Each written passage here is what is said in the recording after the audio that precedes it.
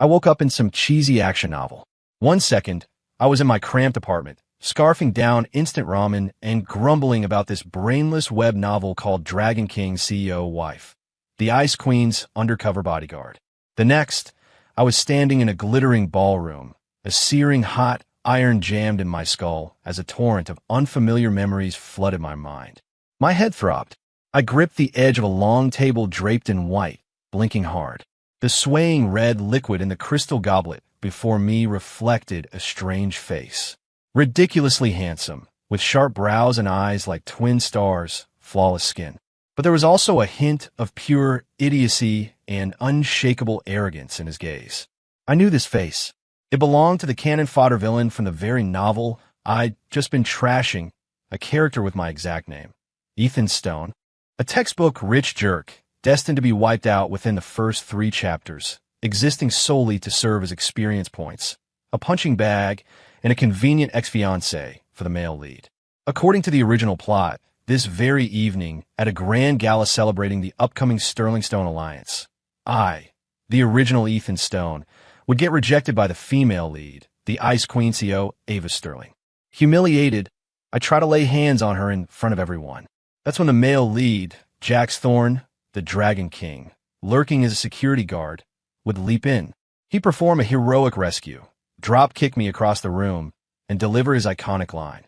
"You've got 3 seconds to vanish, pal, or you'll regret it." Naturally, the idiot villain that was the original me wouldn't back down. I call for my bodyguards. The result? Jax would flatten every single one of them, break one of my legs, and have me ignominiously tossed out of the ballroom, becoming the laughingstock of Olympus City. And that was just the beginning of the nightmare. Afterward, the original Ethan would use the family's power for revenge, only for every attempt to be effortlessly thwarted by Jax Thorne, resulting in even harsher retaliation. The Stone family's businesses would be systematically devoured until our entire empire crumbled. And I, the original me, would eventually be drowned in the river one rainy night, becoming fish food. The thought of that ending sent a shiver of cold dread down my spine, dampening the expensive custom suit I wore. No way. Absolutely not. I was not going to die. I scanned the ballroom. Guests clinked glasses, dressed in their finest, and picture of upscale serenity. But to me, this wasn't some high society banquet. It was my death warrant. My gaze cut through the crowd, locking onto the very center of the hall. A woman in a shimmering silver fishtail gown stood there, nursing a flute of champagne. Tall, with an aura of cool elegance, her stunning face was utterly devoid of emotion, as if the world around her held no interest. She was the female lead, the business queen of Olympus City, and my fiancée, Ava Sterling. Right now, she was surrounded by several prominent business moguls, yet her formidable presence wasn't diminished in the slightest. She looked more like a queen reviewing her subjects. It was her, the root of all my misery. According to the plot, in about 5 minutes, the original Ethan would approach her with a drink and begin his idiotic performance. I took a deep breath, my heart hammering against my ribs. No more waiting. To survive, I had to break the script. And the first step to breaking the script was to get away from Ava Sterling. And away for Jax Thorne. The best way? Immediately, right now, break off the engagement with Ava. As long as we weren't tied together, she wouldn't be my obsession, I wouldn't bother her, and I definitely wouldn't cross paths with that destined Dragon King. I'd live my comfortable, rich kid life. He could play his secret operative role. We'd stay out of each other's way. Perfect. With my decision made, I straightened my perfectly unwrinkled tie, grabbed a glass of red wine from a nearby tray, and started toward Ava. People around me watched with expressions of amusement. They all knew how obsessed this spoiled jerk, Ethan Stone, was with Ava and how much she detested him. "Ms. Sterling, young mister. Stone is coming over," someone murmured in Ava's ear. Ava's brows subtly furrowed. A flicker of cold annoyance crossed her otherwise placid eyes. She didn't even turn around. I could tell she was bracing herself for my usual clinging nonsense. Too bad for her. She had me all wrong. I stopped behind her and cleared my throat. "Ava." My voice wasn't loud, but it was enough for everyone nearby to hear. Ava finally turned, her gaze icy, a warning in her eyes. "Ethan." Watch your tone. You should know what kind of event this is. She thought I was about to spout some sappy, stupid declarations of love, like always. Everyone else pricked up their ears, ready for the show. I met her eyes. They were beautiful, like obsidian shards embedded with ice. I steadied myself, summoning every ounce of courage, and delivered the line I'd rehearsed countless times in my head. We're calling off the engagement. The words hung in the air, and the entire ballroom seemed to freeze. Every expression was instantly fixed in place. The business moguls surrounding Ava stood with their mouths agape, wide enough to swallow an egg. Ava herself was utterly stunned. For the first time, an expression other than her usual glacial calm, sheer bewilderment, appeared on her face. She clearly hadn't anticipated those words.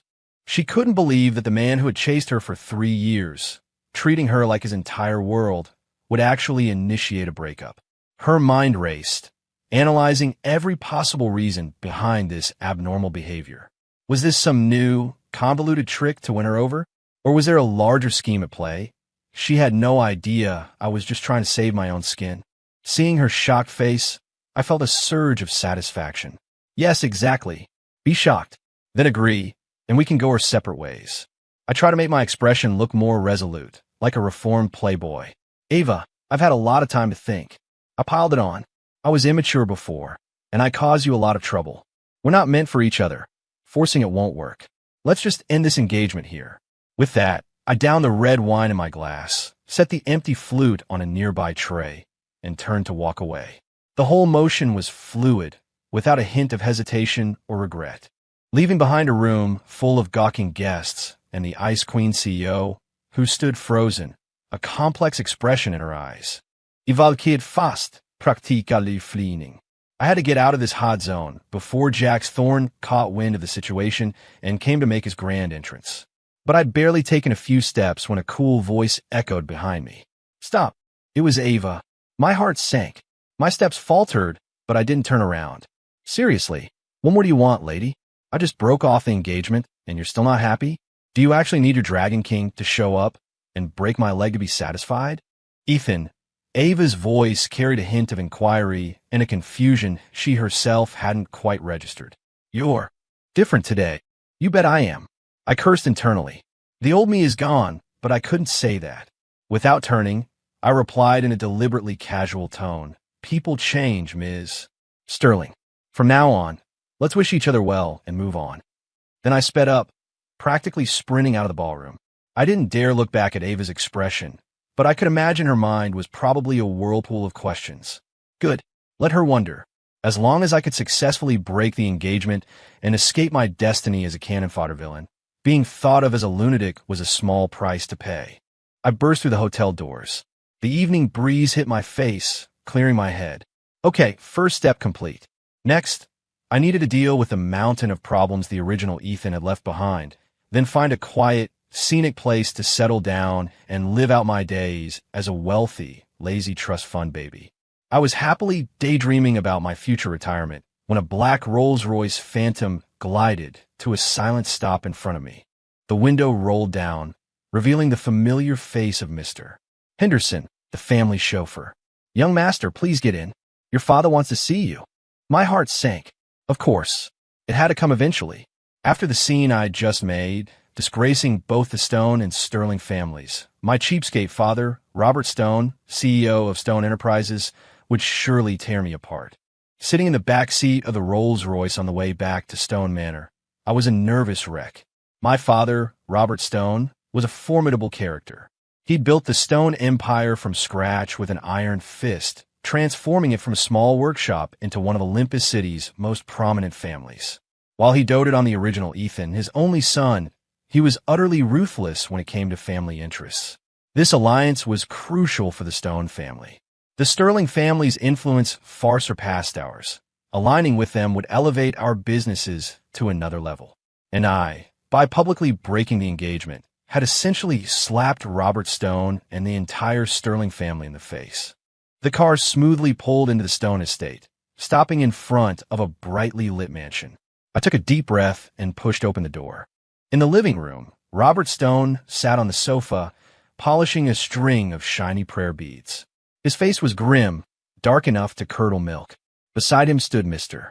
Henderson, the family butler. My father didn't even lift an eyelid as I walked in, only letting out a cold grunt. That single grunt hit me like a sledgehammer. Dad, I forced out, my voice low. So you still remember I'm your father? Robert Stone finally looked up, his eyes like daggers. Ethan, you've grown some nerve, haven't you? Breaking off an engagement at the Sterling Gala? Who gave you the right? He slammed his hand on the coffee table, making the teacups jump. Do you have any idea how much effort I poured into making this match happen? Do you have any idea what the Sterling family means to us? With one stupid word, you've ruined everything. I kept my head down, silent. I knew any explanation now would be pointless. In my father's eyes, I was just a spoiled idiot, sacrificing family interests for some ridiculous notion of self-respect. Speak, Robert Stone roared. I clenched my fists, then looked up at him. At this point, I might as well go all in. Dad, I don't like Ava. I don't want to marry a woman who doesn't love me. I trotted out the most cliché excuse. Don't like her. Robert Stone chuckled, a humorless sound. You chased her for 3 years, making a spectacle of yourself all over town. And now you're telling me you don't like her? Do you take me for a fool? That was then. This is now. I retorted, sticking out my chin. Anyway, I'm breaking off this engagement, and that's final. You. Robert Stone stood up in a rage, pointing a trembling finger at me. You ungrateful brat. I'm telling you, this marriage is not up for discussion. Tomorrow, you'll go to the Sterling estate yourself, apologize to Ms. Sterling, and beg her for forgiveness. I won't. I blurted out. Are you kidding me? Going to the Sterling estate now would be like walking into a trap. What if Ava changed her mind and actually wanted to marry me again? Wouldn't everything I'd done be for nothing? You've truly lost it. Robert Stone was completely furious. He grabbed an ashtray from the table, clearly intending to hurl it at me. Sir, no. Mr. Henderson, quick as a flash, wrapped his arms around him. Let go of me. I'll beat this good-for-nothing to death today. Robert Stone struggled. I stood my ground, unmoving. I knew he wouldn't actually hit me. Even a tiger wouldn't eat its cub, and I was his only son. Sure enough, after a brief struggle, Robert Stone slammed the ashtray onto the floor with a resounding crash. He panted, pointing at me. Fine, fine. You've grown wings, and I can't control you, can I? From today onward, I'm cutting off all your credit cards, freezing all accounts in your name. You won't get a single penny. We'll see how you survive without the Stone family name. Here it came. Economic sanctions. This was the standard move in all those novels, used by families against rebellious heirs. The original Ethan would have collapsed to his knees, begging for mercy. But I wasn't the original Ethan. Money, while important, was nothing compared to my life. Besides, would I really be penniless? As a transmigrator who had read the novel cover to cover, I knew all the future commercial trends and opportunities for massive wealth in Olympus City. Grabbing just one would be enough to live comfortably for the rest of my life. Thinking this, I calmed down. Whatever you say, I replied, my voice flat. These 3 words completely reignited Robert Stone's fury. He probably hadn't expected his ultimate trump card to have absolutely no effect on me. You, get out. He pointed at the front door, his finger trembling. Get out now. The Stone family has no son like you. Fine, I'll go. I turned and walked away without hesitation. Behind me, I heard Robert Stone's enraged roar and Mr. Henderson's frantic pleas. I didn't look back.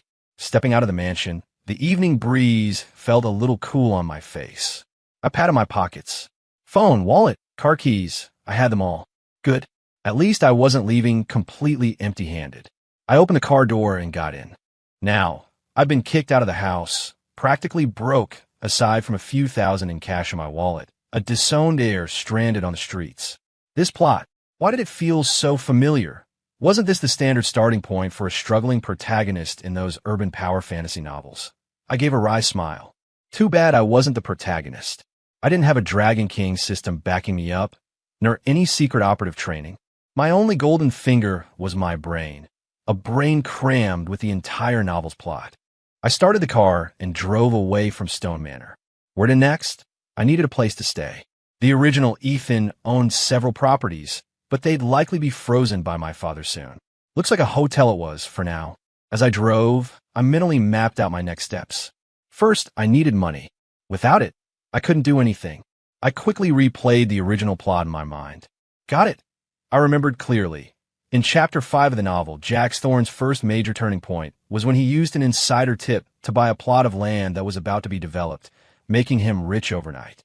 That land, located in the west side flats of Olympus City, was currently a desolate, abandoned industrial zone. But in just 1 week, the city government would suddenly announce plans to build a brand new high-tech industrial park there. The land value would skyrocket 100-fold. In the novel, Jax seized this opportunity to earn his first fortune, establish his own company, and begin his long journey of opposing the Stone family. And now, there were exactly 7 days until the city government's announcement. I had to seize this opportunity. If I secured that land, I wouldn't just be set for life. I could potentially even buy out Stone Enterprises. Of course, I didn't have such grand ambitions. I just wanted to make some cash, then find a place where nobody knew me and live a quiet, comfortable life. The problem was, where would the money to buy the land come from? That plot, while cheap now, wasn't something a few $1,000s could cover. My father had cut me off. Where's I going to get such a large startup fund? I thought, my hand running through my hair in frustration. Suddenly, a thought flashed through my mind. The original Ethan. He had a secret stash. It was money he'd saved over the years from his allowance and other sources, secretly deposited into an offshore account that my father didn't know about and couldn't freeze. I immediately pulled over, grabbed my phone, and rummaged through the original Ethan's memories. Found it, an anonymous account with a Swiss bank password, the original Ethan's first girlfriend's birthday. My hands trembled as I logged into online banking. When I saw the long string of zeros after the account balance, my breathing hitched. Tens, hundreds, thousands, tens of thousands. A full 80 million. My cheapskate predecessor was quite the little saver. With this much money, let alone buying that plot in the West Side Flats, I could buy out the entire abandoned industrial zone and still have plenty left over. I was so excited I almost yelled out loud. When one door closes, another opens. I immediately drove to one of the apartments I remember the original Ethan owning, a place a bit off the beaten path that my father probably wouldn't find immediately. I needed a quiet place to plan my next moves. And as I drove to my new hideout, across Olympus City in the Sterling estate, Ava Sterling also spent a sleepless night. She stood by the massive floor-to-ceiling window, a glass of red wine in hand, the scene from the banquet replaying in her mind. Ethan Stone's words were calling off the engagement, well, like a stone thrown into the placid lake of her heart, sending ripples across its surface. She didn't believe Ethan genuinely wanted to break it off. How could the man who'd clung to her like glue for 3 years suddenly change? There had to be a plot behind this. A reverse psychology trick? Ava shook her head. Too crude. Ethan, though foolish, wasn't stupid enough to sabotage himself like that just to get her attention. Then, what's his motive? She couldn't figure it out. Just then, her personal assistant knocked and entered. Ms. Sterling, I have the information. Speak. After the banquet, Ethan Stone returned to the Stone residence, had a heated argument with Robert Stone, and was subsequently kicked out. Robert Stone has frozen all assets under his name. Kicked out. A flicker of surprise crossed Ava's eyes. To break off the engagement, he'd defy his family and even be disowned. That wasn't like the pleasure-seeking Ethan Stone she knew. Where is he now? We found that he went to a condo in the Azure Tower.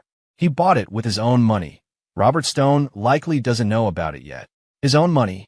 Ava was even more taken aback. Yes, we also checked and found that Ethan Stone has a secret offshore account with a substantial sum. The assistant handed her a tablet. Ava stared at the numbers, silent. She had always thought Ethan was just a parasite, leeching off his family. She never imagined he had such an unknown side. Continue. One more thing, Ms. Sterling. Just now, Ethan Stone used a large sum of money from that account to establish a shell investment company, and it fully purchased the abandoned industrial land in the West Side Flats. What? This time, Ava was truly shocked. That land in the West Side Flats was notoriously worthless, a money pit. Was Ethan crazy to spend so much buying it? Wait a minute. Countless thoughts flashed through Ava's mind. Ethan's abnormal behavior today, being disowned, using secret funds, buying a seemingly worthless plot of land. These seemingly unrelated events, strung together, pointed to an astonishing possibility. A bold theory began to form in Ava's mind. Ethan, he wasn't acting recklessly. He was playing a grand game. He deliberately broke off the engagement at the banquet, infuriating Robert Stone, using the opportunity to escape the Stone family's control and gain complete freedom. Then he used his long-hidden funds to buy that land that everyone else overlooked. He must be gambling on that land, having immense potential for appreciation. But how could he be so certain? Did he have insider information? Ava's heart, for the first time because of a man, began to beat faster. She realized she had never truly known Ethan Stone.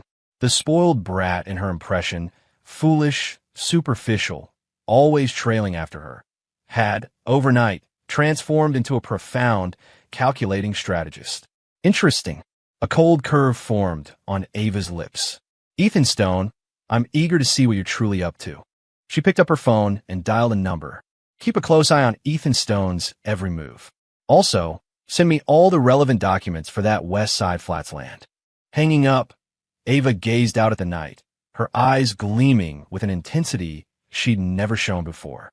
For the first time, she felt a strong, compelling interest in Ethan Stone. Meanwhile, back in his apartment, scarfing down takeout ramen, I had no idea I was being watched. Nor did I know that my desperate attempts to save my own skin had, in the female lead's imagination, transformed into an earth-shattering commercial gamble. I sneezed. Who was talking about me? Forget it, I wasn't going to worry about it. In 7 days, once the land value soared, I'd sell it, pocket a few billion, and travel the world.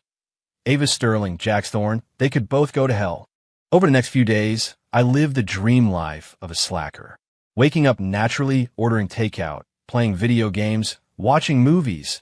I completely put the Stone family and Ava Sterling out of my mind. I even made time to hit the mall and get myself a new wardrobe. Gone were the flashy, I'm rich styles of the original Ethan. I opted for low-key, comfortable casual wear. I felt like an old executive on the verge of retirement, already settled into my golden years. This kind of peaceful, laid-back life was simply too awesome. During this time, Mr. Henderson called me a few times, urging me to go back and apologize to my father. Of course, I firmly refused. Are you kidding? Going back now would be like giving away the freedom I just earned. As for Robert Stone, he was probably still fuming. But I didn't care. Once I sold that West Side Flats land and became a multi-billionaire, would his happiness even matter? By then, maybe he'd be the one begging me to return to the family. The thought made me crack a smile. That afternoon, I was lounging on the sofa, sipping a soda, and watching a movie on my tablet when my phone rang. It was an unknown number. I answered casually. Hello, Ethan. A cool female voice came from the other end. I stiffened, almost spilling soda on myself. That voice, I'd recognize it anywhere. It was Ava Sterling. Why was she calling me? How did she even get my number? An alarm bell blared in my head. Ms. Sterling? To what do I owe the pleasure? I asked, feigning calmness, a touch of distance in my tone. Do you have time? Let's meet. Ava's tone brooked no argument, like she was issuing a command. Apologies, Ms. Sterling. I'm quite busy these days. I flatly refused. Meet my foot. I was trying to avoid you. Is that so? Ava's voice gave no hint of emotion. Are you busy? Researching the development plan for the West Side Flats land. My heart sank. She knew. She actually knew I'd bought that land. This woman's intelligence network was terrifying. I forced a dry chuckle. Ms. Sterling, your information is truly impressive. But that's my personal business. No need for you to trouble yourself. Ethan, let's be straightforward. Ava's tone suddenly became serious. What exactly are you trying to do? Spending a massive fortune on that wasteland, establishing a shell company. Are you gambling, or do you already know something? My scalp tingled. This woman was too smart. She'd already guessed I was betting on the land appreciating. No, I couldn't let her guess any further. I had to dispel her suspicions, make her think I was just a rich fool with too much money to burn. Ms. Sterling, I think you've misunderstood. I adopted a casual, lazy tone. I bought that land for no special reason. I just thought it was cheap. Cheap. Yeah. 80 million for such a huge plot. What a steal, right? I'm planning to build the world's biggest pig farm there. I've even got a name for it. Royal Pig Club. The pigs raised there will be exclusively for high society. Sell a single pig for $1 million. Isn't that more profitable than whatever high-tech stuff you're into? I said it all so earnestly, I almost convinced myself. A long silence followed on the other end of the line. I could imagine Ava's expression right now, like she'd seen a ghost. She must be thinking, this Ethan Stone is truly a hopeless idiot. Perfect. Keep despising me. The further away, the better.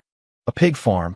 After a while, Ava slowly spoke, her voice holding a strange note. Yep. I continued to ramble. Ms. Sterling, do you want to invest? We can consider your expertise as equity. Then we'll join forces, create the world's #1 luxury pork brand, make those European Iberian black pigs look like they're not even fit to tie our pig's shoelaces. Another silence. Just when I thought she'd hang up and block my number, Ava said something that almost made me fall off the sofa. All right, I'll invest.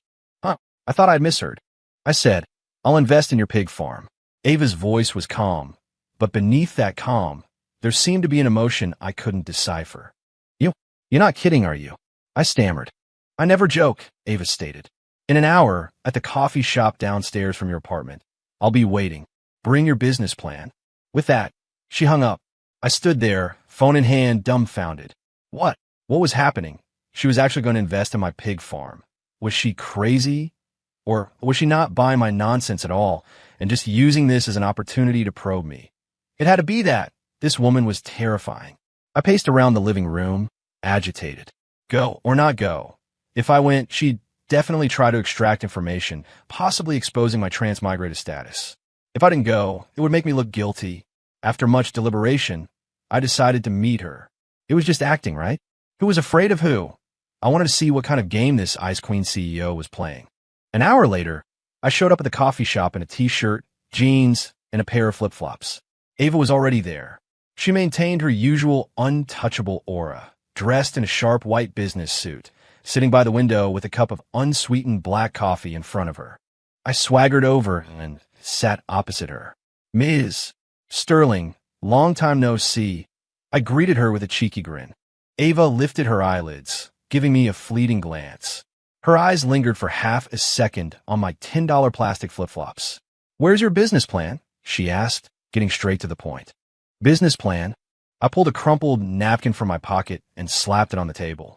Here it is. Ava's brows furrowed again. She picked up the napkin.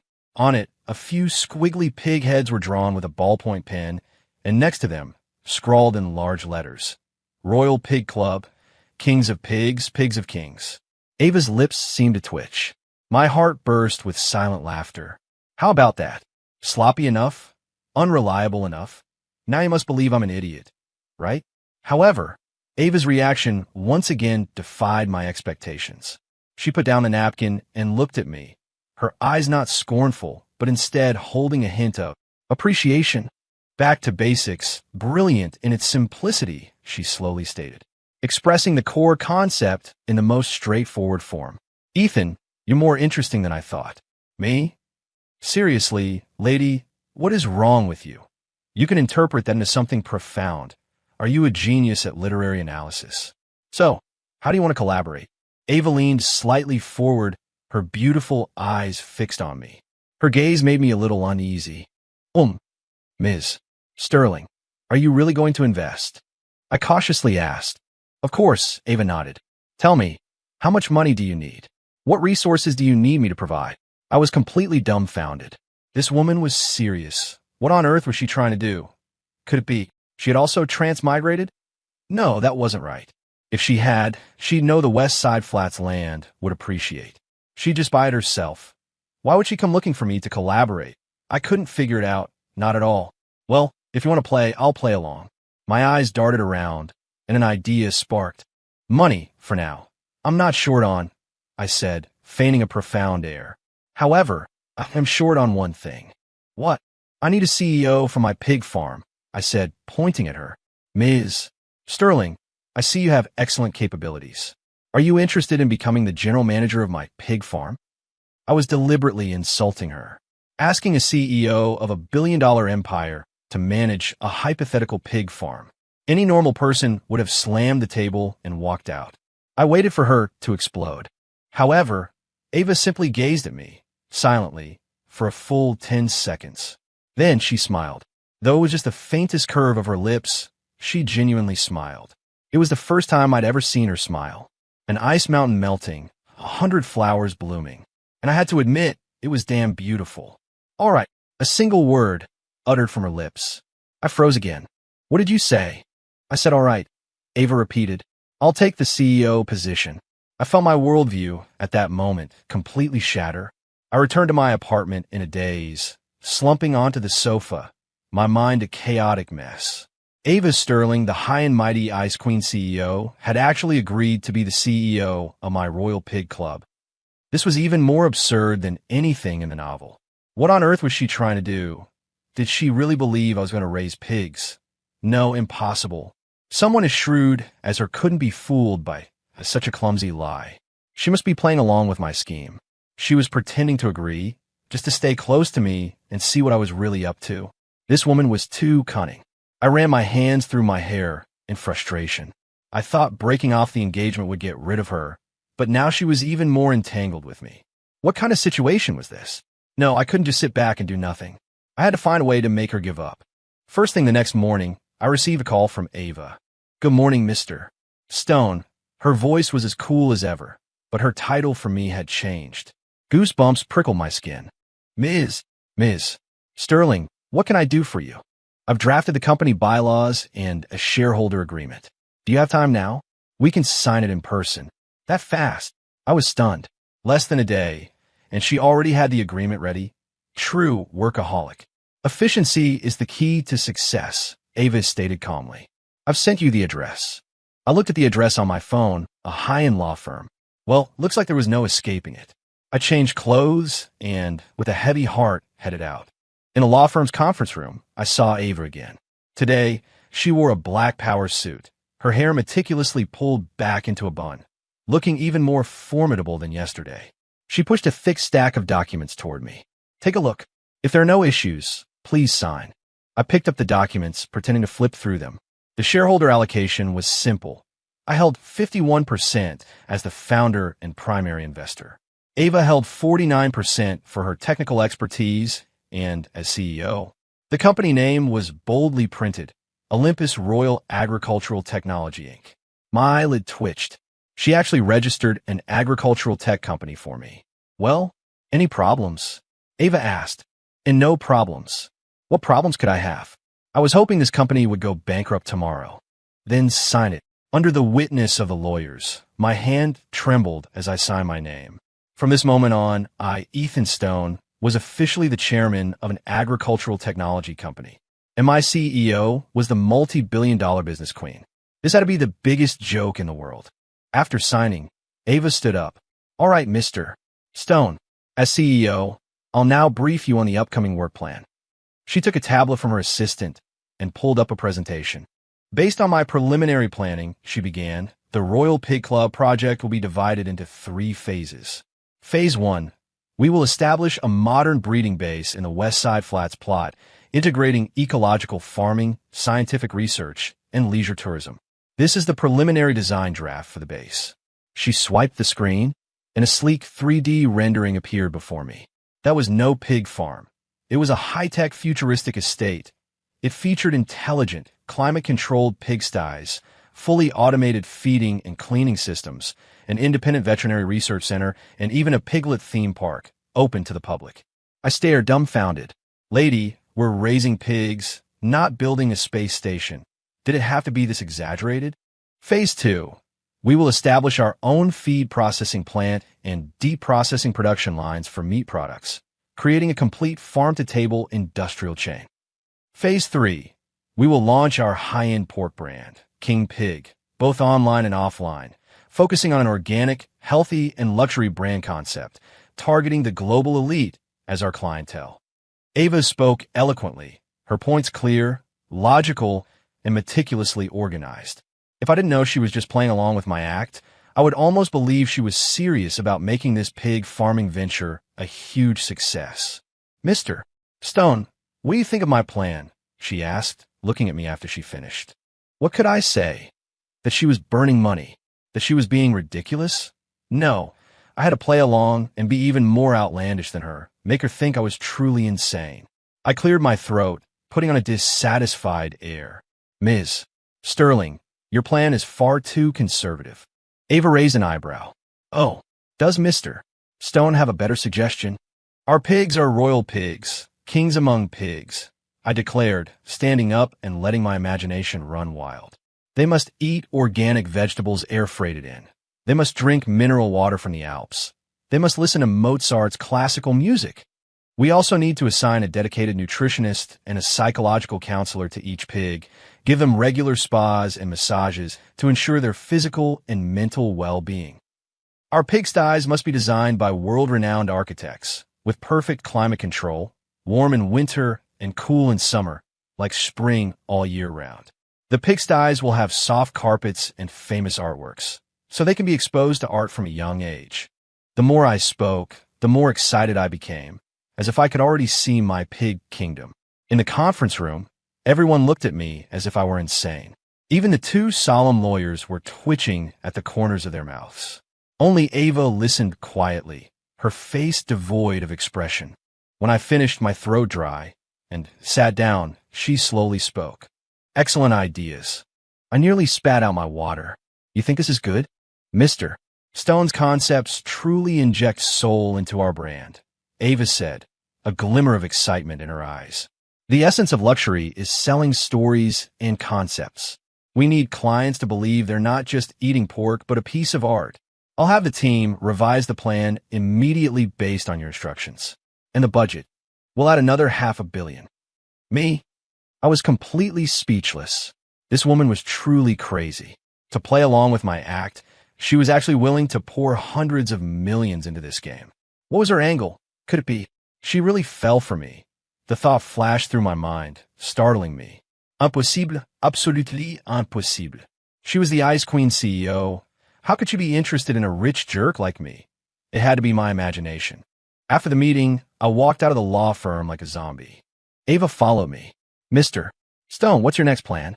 I'm going home to sleep, I said weakly. Perfect. I also need to conduct an on-site inspection of the West Side Flats. I could drop you off. Without giving me a chance to refuse, she opened the door to her Bentley. I had no choice but to get in. The atmosphere in the car was a little awkward. I stared out at the rapidly receding streetlights, mentally calculating how to make this woman give up. Got it. I remembered that in the original novel, Jax Thorne and Ava's relationship deepened during a business gala. Ava was drugged by a rival company CEO. Jax appeared just in time to save her, and then something indescribable happened between them in a hotel room. Although Jax ultimately stopped himself at the last moment with immense willpower, their relationship progressed by leaps and bounds. That gala was apparently in 3 days, and the rival CEO who drugged her, Victor Hayes, was a notorious pervert. If I could make something happen between Ava and Victor, no, that's too devious. While I wanted to get rid of her, I couldn't use such underhanded tactics. Then, what if I could prevent the incident from happening? As long as Jax didn't get his hero saves damsel moment, his and Ava's relationship wouldn't deepen. Maybe, in frustration, Ava would shift her focus back to her Dragon King and leave me alone. Yes, that's the plan. With my decision made, my mood lightened slightly. What are you thinking about?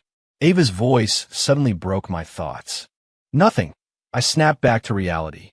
Just thinking if our first batch of pigs should be Berkshire pigs from England or Kagoshima black pigs from Japan. Ava glanced at me, her gaze complex. She probably thought my thought processes were beyond her comprehension. She didn't know I wasn't thinking about pigs at all, but how to create an opportunity for her and her destined hero. I was such a selfless, good person. The car soon arrived at my apartment building. Mr. Stone, there's a business gala in 3 days.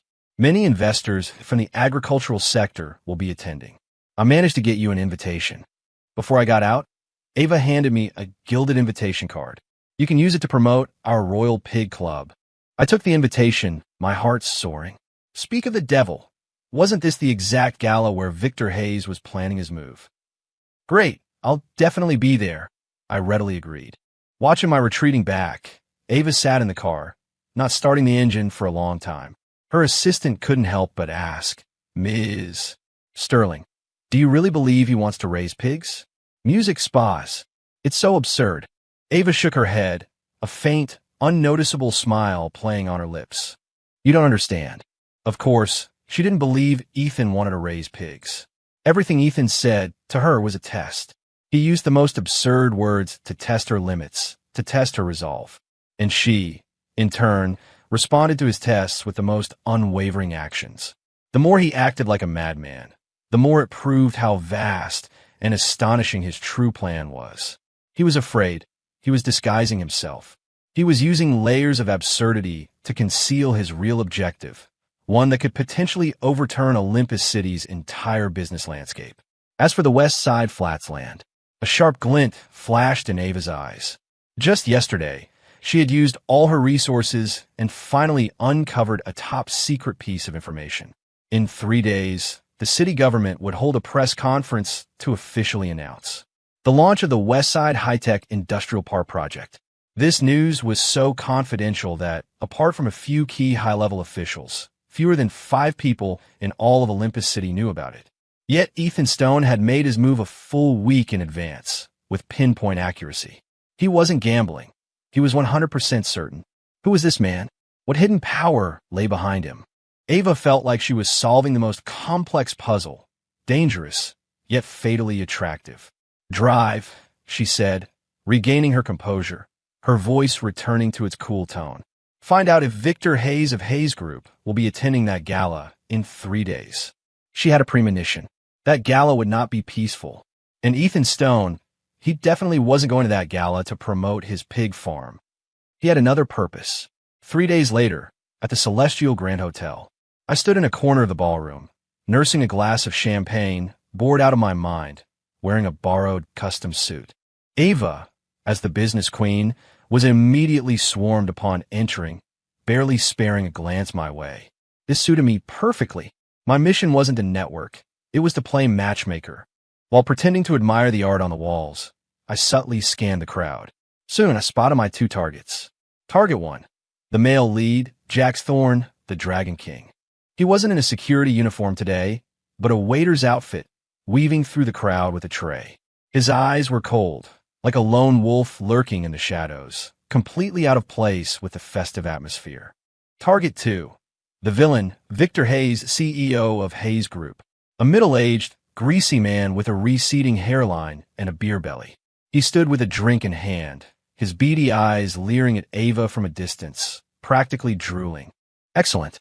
All the actors were in place. Now I just waited for the plot to unfold.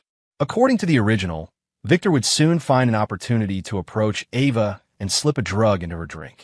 After she drank it, she'd feel hot and dizzy. Just as Victor was about to escort her to an upstairs room, Jax would descend from the heavens, kick Victor away, then sweep Ava into his arms and rush into the prearranged penthouse suite. All I had to do was ensure everything went smoothly. I checked the time. It was almost time. Sure enough, Victor adjusted his tie, drink in hand, and approached Ava with a wide, greasy smile. Ms. Sterling, I've heard so much about you. A pleasure to finally meet you. Ava turned, saw him, and her brows subtly knitted together. But out of politeness, she raised her glass in acknowledgement. Mr. Hayes, hello. The two began to exchange pleasantries. I tensely watched their glasses. Here it came. I saw Victor, as Ava turned to speak with someone else, swiftly pull a small packet from his pocket and tip its white contents into Ava's champagne glass. His movements were discreet. No one around seemed to notice. But everything was clear to my eyes, and also to the eyes of the waiter pretending to wipe glasses nearby. Jax Thorne. I saw Jax's eyes turn instantly cold, the veins bulging on the hand gripping a glass. Good. He saw it. Now, as long as Ava drank that wine, everything would be set. Victor handed the glass back to Ava, smiling like a Buddha. Ms. Sterling, I'd like to propose a toast to our future pleasant cooperation. Ava took the glass, about to bring it to her lips. I held my breath. Drink it. Drink it now. Drink it, and your Dragon King will come save you. However, just as the glass was about to touch her lips, Ava's movement suddenly paused. She glanced down at the red wine in the glass, a subtle glint of caution in her eyes. Then, she looked up, her gaze sweeping across the crowd, finally landing precisely on me. My heart skipped a beat. Why was she looking at me? Did she realize I was watching her? Ava looked at me, and a meaningful smile suddenly curved her lips. Then she did something that caught everyone by surprise. She walked straight toward me, holding the drugged drink. I was stunned. What was she doing? Victor was also stunned, frozen in place, unsure what was happening. Jax was also stunned, his rush to intervene abruptly halted. Under the gaze of every guest, Ava stopped in front of me. Mr. Stone, it's dull standing alone here. Her voice was soft but loud enough for everyone around to hear. Come, let me share a drink with you. With that, she extended the glass in her hand toward me. I stared at the drink, feeling my scalp crawl. What kind of plot twist was this? This wasn't how the script went. Why are you coming to me? You should drink it and wait for your hero to save you. What? Mr. Stone, are you refusing? Ava raised an eyebrow, seeing me hesitate. What could I do? I couldn't exactly tell everyone that the drink was spiked, could I? That would be confessing that I'd been spying on her. With a forced smile that was uglier than a grimace, I took the glass. How could I? I stammered. It's my honor to drink with Ms. Sterling. Then drink up, Ava said, picking up a fresh glass from a passing waiter's tray and gesturing with it. I looked at the glass in my hand, feeling it weigh a ton. Drink it or not? If I drank it, I'd be affected. Then would Jax come save me? Or would Victor come to my aid? The imagery was too horrible to contemplate. If I didn't drink it, Ava would definitely get suspicious. She'd think I had something to hide, that I knew the drink was tainted. Then my transmigrator identity might be exposed. Just as I was wrestling with this dilemma, I suddenly glimpsed Jax Thorne in the distance. He was staring intensely at me, his eyes filled with warning and murderous intent. He seemed to be telling me with his eyes, dare to drink that and see what happens. I instantly understood. In his eyes, Victor and I were in cahoots. It was me who instigated Victor to drug Ava, and now I was pretending to be a good guy, hoping to play the hero myself. Now Ava had given the drink to me, effectively calling my bluff. If I didn't dare drink it, it would prove I was guilty. Damn it, what was this nonsense? I just wanted to be a bystander. How did I become a mastermind? No, I absolutely could not drink this. But I couldn't outright refuse either. My mind raced, and an idea struck me instantly. I raised the glass toward Ava, flashing a brilliant smile. Ms. Sterling, wouldn't it be more sincere if we drank this as a toast, arm in arm? With that, under everyone's astonished gazes, I extended my arm and linked it with Ava's. Ava clearly hadn't expected such a move from me. Her body stiffened for a moment, but I didn't give her a chance to react. With our arms linked, I brought my unspiked glass to my lips and simultaneously brought her spiked glass to hers. Come on, Ms. Sterling, I'll drink to that first. I tilted my head back, downing my untainted wine in one gulp. Then, I looked at her, my eyes filled with sincerity and expectation. Now it's your turn. That tainted drink is right at your lips. Will you drink it or not? The ball was back in her court. I admit, my move was risky and definitely suggestive. But I was betting that Ava, under the scrutiny of the crowd, wouldn't be able to back down. Plus, I wanted to see if she knew the drink was tainted. If she knew, she absolutely wouldn't drink it. If she didn't, well, that was just her bad luck. Ava looked at me, her eyes filled with an intensely complex expression. There was shock, annoyance, and a hint of panic she herself hadn't noticed. Of course, she knew the drink was tainted. From the moment Victor approached her, she had been on guard. The reason she offered the drink to me was to test me. She wanted to see my reaction when I knew the drink was problematic. She had anticipated countless possibilities. I might panic, make excuses, or directly expose Victor. But she never imagined I would use a linked arms toast to throw the problem back at her. This move was ruthless. It not only resolved his own crisis, but also put her in an impossible situation. At this moment, all eyes were on the two of us. If she drank, she would be affected. If she didn't drink, it would be a public admission that her relationship with me wasn't intimate enough for such a toast. This would make their alliance awkward again, just as it had started to thaw. More importantly, it would turn her earlier action of approaching me with a drink into a joke. This man, how did he come up with such a solution? Ava's mind was in turmoil, and I, composed, watched her, a faint smile playing on my lips. Come on, let's hurt each other. Just then, a discordant voice rang out. What are you doing? It was Jax. He finally couldn't hold back, lunging forward and slapping our linked hands apart. With too much force, the drink in Ava's hand flew out, arcing a red trajectory through the air, and then, unfailingly, it splattered directly onto Victor Hayes' face, who was watching from nearby. Victor was soaked in red wine, looking utterly disheveled. Before he could even react, Jax's icy gaze swept over him. Get lost. One word, filled with murderous intent. Victor was so startled by that look that he didn't dare utter a sound, scurrying away like a whipped dog. A crisis dramatically averted. I looked at Jax Thorne, internally wanting to give him a standing ovation. Good man, perfectly timed.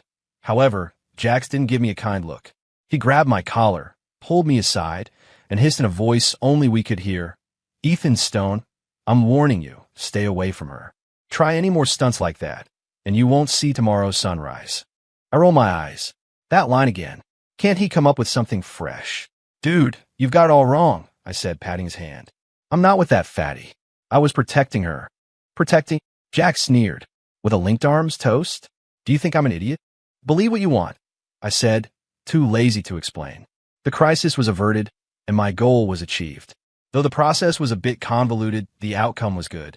Jax and Ava had another hero saves damsel interaction. I had done my part and slipped away, my good deed unseen. I straightened my collar, ready to make my escape. Stop. Ava's voice came from behind me again. I closed my eyes in despair, my back to her. Seriously, lady, what now? I turned around and saw Ava looking at me with an unprecedented, extremely complex expression. You knew all along, didn't you? She asked. Knew what? I played dumb. You knew Victor had put something in the drink. Her tone was certain. My heart jumped. How did she know I knew? You just now. Were you intentionally helping me out? Her voice held a hint of uncertainty. I looked at her, then at Jax Thorne, who was still glaring fiercely nearby. I suddenly felt like I'd messed up. I meant to bring them together, but it seemed I'd made Ava misunderstand something. She didn't seem to think I was a shameless scoundrel. Instead, she thought I was protecting her in a unique way. Seriously, this works? After returning from the gala, I locked myself in my apartment for 2 whole days. I needed to calm down. Events had spiraled completely out of my control. Ava's gaze towards me was becoming increasingly old. She no longer saw me as a cunning schemer to be wary of, but rather as an interesting, intriguing, kindred spirit. This realization terrified me. I didn't want to be her kindred spirit. I just wanted to be an ordinary rich kid, living out my days without a care. What bothered me even more was that the West Side Flats land was going to be announced for development tomorrow. When that happened, the land value would skyrocket, and I would become a multi-billionaire overnight. To others, this was a fantastic stroke of luck. But to me, it was a huge problem, because it would further confirm Ava's suspicions, making her even more convinced that I was a deeply hidden business genius. And then, she would cling to me even tighter. I paced agitatedly around the room, strategizing. Maybe I should sell the land and just run away tonight. No, selling now would mean too low a price. I couldn't stomach that. Besides, Ava definitely had people watching me. The moment I sold the land, she'd know. Then she'd probably concoct some new scenario about me shedding my skin or having other motives. After much thought, I realized I seemed to be in a bind. No matter what I did, through Ava's filter, it would be interpreted as having profound meaning. Ding dong. The doorbell rang. I peered through the peephole, and my heart instantly sank. It was Ava. How did she find my apartment? I pretended not to be home, staying perfectly still. Ethan, open the door. I know you're in there. Ava's voice came through the door, as cool as ever. I sighed and opened the door. Ms. Sterling, what brings you to my humble abode? I said grumpily. Ava ignored my sarcastic tone and walked straight in. She was wearing a cream-colored casual suit today, which softened her usual corporate sharpness with a touch of domesticity. She glanced around my living room, which looked like a pigsty, and her brows furrowed again. You live here. Where else? I flopped onto the sofa, adopting a don't-care attitude. I've been kicked out of my family. Didn't you know, Ms. Sterling? Ava said nothing. She bent down and silently began to pick up the stack of takeout containers scattered on the floor. I was startled. Hey, what are you doing? I sprang off the sofa. You don't need to clean. I'll get to it later. Having a multi-billion-dollar CO clean my apartment felt like a bad omen. Ava ignored me. She put all the trash into a bag and then walked over to me. Ethan, let's talk. Talk about what? Our grand pig farming enterprise. I continued to play the fool. Ava looked at me, a hint of exasperation in her eyes. Stop pretending, she said. I know you didn't buy that West Side Flats land to raise pigs. My heart clenched, but my face remained impassive. Oh, then what was it for? To wait for it to appreciate, Ava stated word by word. My pupils contracted. She really did know. Tomorrow morning at 10, the city government will hold a press conference to announce the launch of the West Side High-Tech Park project. At that time, the land you hold will be worth at least 50 times more. Ava calmly laid out this fact, as if discussing a trivial matter. I, however, was completely speechless. Not only did she know what I was going to do, she even knew the exact timing. This woman's power was even more terrifying than I'd imagined. How did you know? I couldn't help but ask. That's not important. Ava shook her head. What's important, Ethan, is who are you? She stared intently at me, as if trying to peer into my soul. Why would you know this top-secret information, which even I had to exert considerable effort to uncover? Your meticulous planning, your departure from the Stone family, your massive investment in worthless land. Everything you've done isn't something an ordinary spoiled heir could accomplish. Who is behind you? I fell silent. How was I supposed to answer? Tell her I was a soul from another world, and I'd read the script? Would she believe me? She'd just think I was truly insane. Seeing my silence, Ava seemed to misunderstand something. Her gaze suddenly held a hint of pity. Do you have some unspoken hardship? She asked tentatively. Are you doing all this because someone is forcing you? Me? Lady, how does your brain work? Now you're cooking up a tragic backstory. You deliberately act reckless and absurd to throw people off, don't you? Ava continued her analysis. You must be living a very exhausting life, aren't you? I opened my mouth, unable to say anything. Me exhausted? I've been eating and sleeping these past few days. I wasn't exhausted at all. Ethan, you don't have to pretend anymore. Ava's eyes suddenly became incredibly firm. From now on, I'll help you. Help me with what? I asked, bewildered. Help you fight against whoever is behind you. Help you reclaim everything that belongs to you. Ava stated decisively. From the moment we signed that agreement, we're on the same team. Your enemies are my enemies. I felt like my brain couldn't keep up. Why had things escalated like this? I just wanted to break off an engagement and slack off. How did I inexplicably gain an ally who wanted to help me fight against a behind-the-scenes mastermind? And this ally was the very person I most wanted to avoid. Ms. Sterling, you really have it all wrong. I tried one last-ditch effort. There's no one behind me. I just got lucky, and it was a good guess. Luck. Ava smiled, a knowing smile that said, I understand you. Once is luck, twice is luck. What about the gala? Was that luck too? You clearly knew Victor Hayes was up to something, yet you didn't expose him directly. Instead, you used a method that was almost humiliating, forcing him to reveal his own hand, while also preserving my dignity. Is that flawless cunning also luck? I completely gave up on explaining. Fina, believe whatever you want. I was tired. Just let it all burn. Think whatever you want. I slumped back onto the sofa, my voice listless. Seeing my what's the point attitude, the pity in Ava's eyes deepened. She thought I'd been exposed and given up my pretense. Don't worry, I won't ask about your secrets, she said softly. I just want you to remember, you're not fighting alone. With that, she took a black card from her bag and placed it on the table. This is my private contact number, available 24/7. For now on, if anything happens, contact me directly. No need to go through my assistant. Also, don't go anywhere for the next few days. Just stay home. I'm worried that you've stirred up trouble, and people might react impulsively, putting you at risk. I'll have people protect you downstairs 24 hours a day. I stared at the pure black card on the table, with only a number printed on it, feeling a massive headache coming on. Great. Not only was I entangled, I was also under surveillance. My slacker life was over. After seeing off Ava, that walking plague, I slumped to the floor, feeling utterly dejected. Meanwhile, in another corner of Olympus City, Jax Thorne, the Dragon King, had just received the latest intelligence about me. What did you say? Ethan Stone bought the West Side Flats land, and it's being announced for development tomorrow. Jax listened to his subordinate's report, his face grim. He himself had been eyeing that land. He'd used his connections from his mercenary days abroad to get that insider tip. He had planned to borrow money to acquire that land, using it as capital for his resurgence. But he never imagined that Ethan Stone, that spoiled brat he despised the most, had beaten him to it. How did he get that information? Jax was baffled. We don't know, boss. We checked. He has no discernible source. It's like he just knew out of nowhere. Impossible. Jax slammed his fist on the table. There's no such thing as success without reason in this world. He must have someone backing him. Boss, one more thing. The subordinate hesitated. Ms.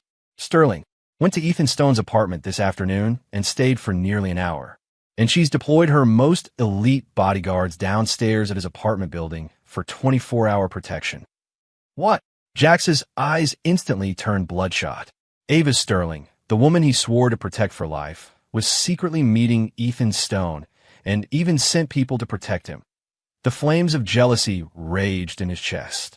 Ethan Stone, he gritted his teeth, clenching his fists until his knuckles cracked. I don't care who's behind you or what tricks you're playing. Ava Sterling is my woman.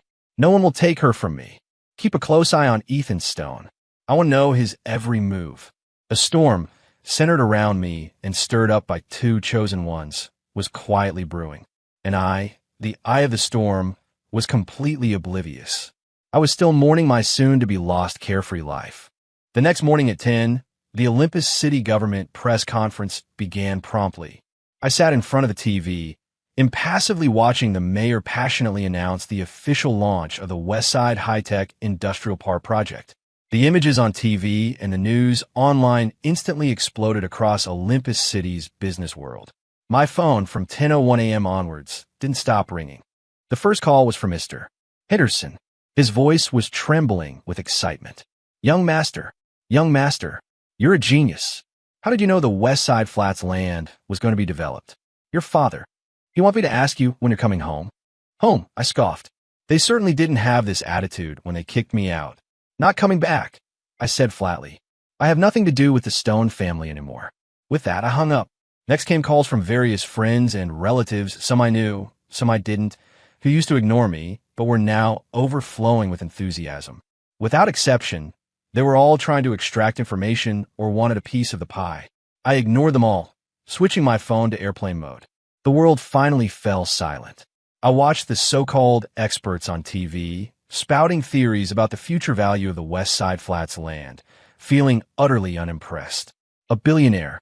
It had happened so easily, but I couldn't feel happy because I knew this was just the beginning of my troubles. Sure enough, not long after, the doorbell rang again. I didn't even need to look to know who it was. Aside from Ava, no one dared to knock on my door while I was protected. I opened the door, and Ava stood there, holding two exquisite food containers. Congratulations, Mr. Stone, she smiled at me. A billionaire overnight. How does it feel? It doesn't, I said, letting her in, my tone flat. It's all just superficial fame. My unfazed by fortune or favor demeanor was, to Ava, clearly another display of my profound and mysterious nature. The admiration in her eyes intensified. I had the chef from that Michelin restaurant prepare a few dishes to celebrate, she said, setting the food containers on the dining table and arranging the dishes one by one. Lobster bisque, Wagyu steak, truffle pasta, all the things I used to love. But now, looking at them, I had no appetite whatsoever. Ms. Sterling, just say what's on your mind, I said, sitting opposite her. You didn't just come here to bring me food, did you? Of course not, Ava said, serving me a bowl of soup. I'm here to talk business. Business? Yes, Ava nodded. Now that we have the land and the money, shouldn't our Royal Pig Club officially launch? Me? Lady, are you still thinking about your pig farm? That land is now worth hundreds of millions. You're going to build a pig farm on it. Are you so rich you don't know what to do with your money? Ms. Sterling, I tried to persuade her. This land is so valuable now. Wouldn't it be better if we just sold it, split the money, and walked away? Why do we have to insist on this pig farming thing? Sell it. Ava shook her head, looking at me as if I were a naive child. Ethan, your vision shouldn't be so narrow. A single piece of land, even if it rises to 100 billion, is just a one-time transaction. But if we can use this land to build a revolutionary business empire, its value will be limitless. And the business empire you're talking about is pig farming. My mouth twitched. Why not? Ava countered. Everyone assumes you'll sell the land for a high price or build real estate on it. But you won't. You're doing the opposite, building the world's most luxurious pig farm in a prime, high-tech district. This contrast, in itself, is the best marketing. When everyone thinks you're crazy, you'll use this crazy project to earn 10, even 100 times more profit than selling the land. By then, who in the business world would dare to underestimate you? She paused, looking at me, and said, word by word, haven't you always wanted to prove yourself to your father, to everyone? This is the perfect opportunity. I opened my mouth, but no words came out. I found that I was utterly unable to refute her, because in her logic, everything was self-consistent. The more I wanted to slack off, the more she thought I was strategizing. The more I wanted to give up, the more she thought I was playing hard to get. I felt like a monkey in a cage. No matter how much I jumped around, I couldn't escape the trainer's grasp. Fine, I gave up resisting, stating lifelessly, you call the shots. Raise them however you want. Seeing that I had come to my senses, Ava smiled with satisfaction. I knew we were cut from the same cloth, she said. My team has already finalized the plan, and the funds are in place. Tomorrow, we'll hold a project launch press conference to formally announce our plans to the outside world. That fast. Speed is crucial. Ava stood up. Mr. Stone, get ready to face the world's astonished gazes. With that, she turned and left, leaving me alone, facing a table full of gourmet food, on the verge of tears. The next day, the Olympus Royal Agricultural Technology Inc. press conference was held at the most luxurious hotel in Olympus City. Every media outlet in the city was there. Everyone wanted to know how this newly minted billionaire, Olympus City's most mysterious stock market wizard, would handle his golden treasure trove of land. Ava and I sat side by side on the main stage. Under the spotlight, my palms were sweating from nerves. Ava, however, looked perfectly calm and collected. She picked up the microphone and, with her cool yet powerful voice, announced our decision. We have decided to invest $10 billion in the West Side Flats land to create the world's first 7-star ecological pig farm, the Royal Pig Club. Silence descended upon the hall. All the reporters thought they had misheard. After a full 10 seconds of stunned silence, the entire venue erupted in chaos. What? Pig farming? Did I hear that right? Spending $10 billion to build pigsties on land worth hundreds of millions? Are they insane? What kind of publicity stunt is this? It's too outrageous. Flashbulbs popped like crazy, and microphones were shoved in our faces. Mr. Stone, was this your decision? Are you serious? Ms. Sterling, as a business elite, why would you agree to such an absurd plan? Faced with the barrage of questions from reporters, I was too nervous to utter a single word. Ava, meanwhile, slowly stood up. She scanned the room, her powerful presence instantly quieting the noisy hall. Ladies and gentlemen, she began, I know you have many questions, but I want to tell you all that in this world, there are no absurd plans, only impoverished imaginations. We are not raising ordinary pigs. We are creating a brand new luxury lifestyle. We firmly believe that the Royal Pig Club will become the most dazzling new landmark in Olympus City and even the entire world. Her words were powerful and resonant. Though no one understood, everyone was awed by her confidence and aura. After the press conference, all of Olympus City went wild. The news of billionaire sinks $10 billion into pigsty construction made headlines across all media. Ethan Stone, became the city's biggest joke and its resident madman. My cheapskate father, Robert Stone, reportedly smashed his favorite set of antique teaware in his office, furious. As for me, I holed up in my apartment, reading the online comments calling me a prodigal son and a lunatic, yet feeling a profound sense of relief. Excellent. Now, everyone thought I was an idiot. My deeply hidden genius persona had finally collapsed. Ava Sterling, you must be disappointed in me now, right? You must see that I'm just a hopeless cause? However, I was still too naive. That evening, I received a call from Ava. Ethan, you did very well today. Her voice even held a hint of amusement. Well? How was it well? I was bewildered. I'm a laughingstock of the city. That's exactly what I wanted, Ava said. A tree that stands out will be felled by the wind. Your previous brilliance attracted too much caution. Now that everyone thinks you're crazy, they won't perceive you as a genuine threat. You can quietly execute your plan amidst everyone's underestimation. This tactic of self-slander to avoid calamity is truly brilliant. Listening to her earnest analysis, I felt like I was suffocating. Please, I beg you, lady. I truly had no plan. I really just wanted to be a joke. The Royal Pig Club project officially broke ground amidst the city's ridicule. Ava, true to her reputation as a business queen, had incredible execution power. The day after the press conference, various construction teams, design teams, and equipment suppliers all moved into the West Side Flat site.